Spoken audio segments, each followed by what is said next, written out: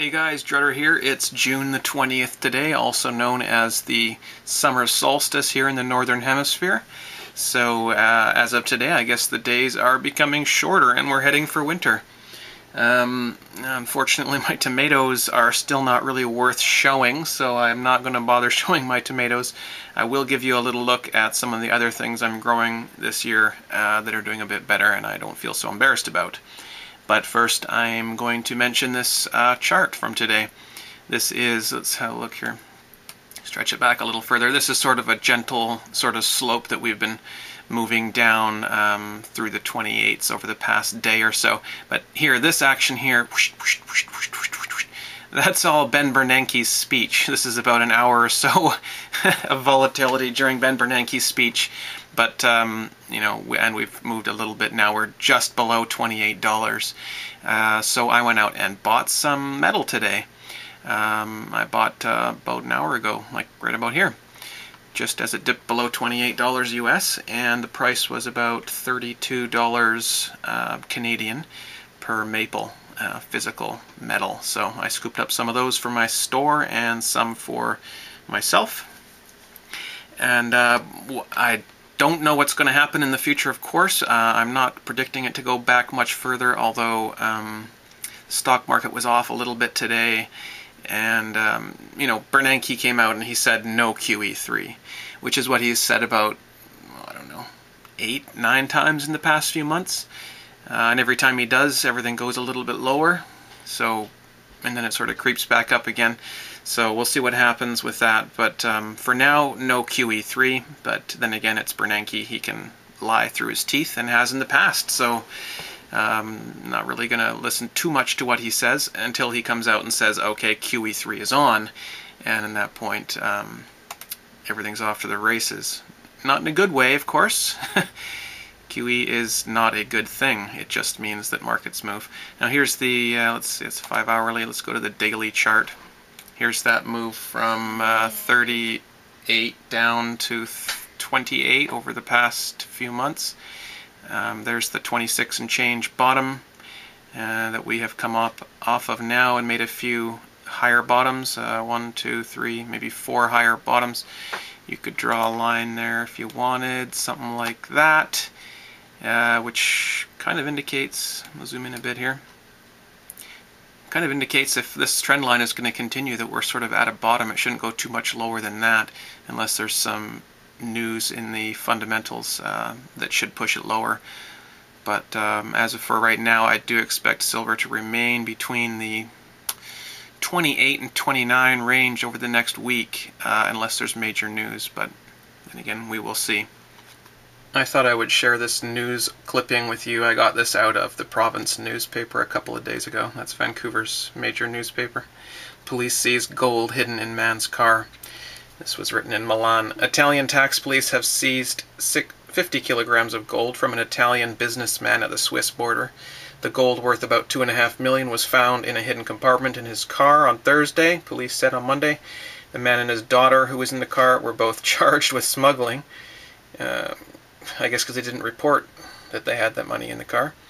Italians have billions of dollars in undeclared wealth. Ooh, undeclared wealth. That sounds so terroristic. I mean, ooh, they didn't declare their wealth? They want to have privacy?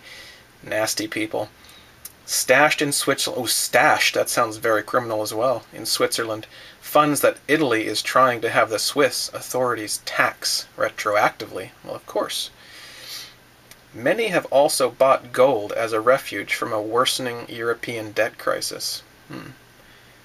Gold isn't money, though. I mean, even Bernanke will tell you that. So what do they care about if people have gold or not? I mean, it's not money. It's just a tradition. It's just shiny garbage, right?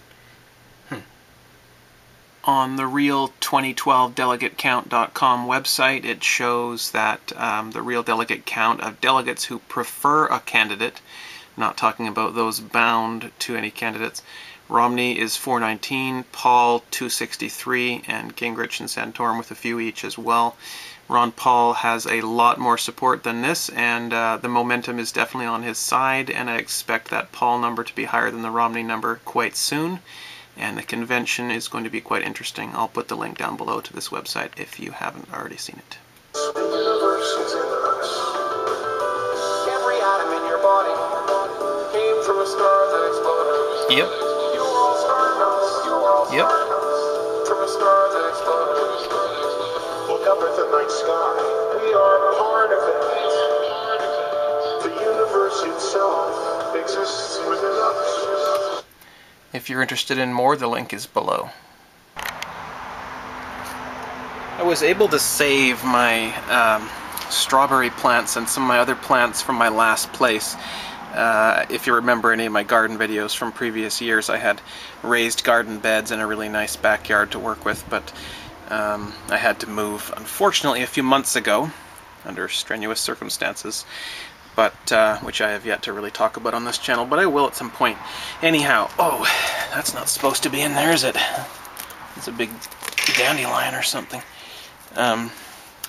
But yeah, the berries came with me because I keep my berries in tubs.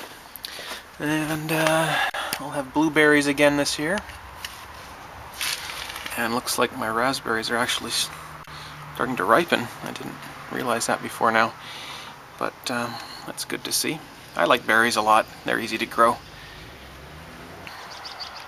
And this is going to be my tiny garden patch for this year. I'm going to grow a lot of tomatoes and stuff at my grandma's house, but this is what I have to work with at my own house. And I was given permission to use actually all this side of the yard, but because of these big cedar hedges, there's roots in here, so I'm just really not going to bother this year growing too much here. And as you can see, this soil is quite clumpy and clayey. I don't know if that's the right word for it, but it's very clayey. You can form it up into a ball.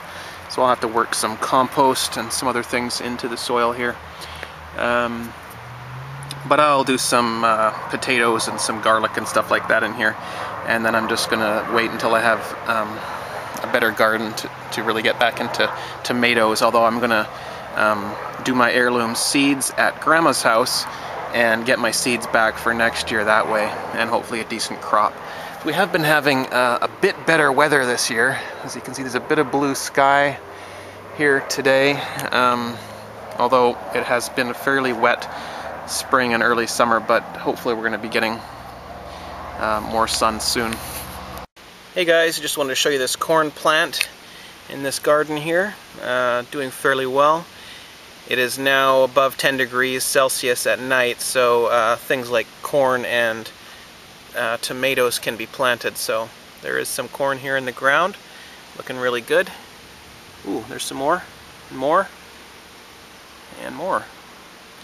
Alas, this is not my garden, but just wanted to show the corn is in here in Vancouver.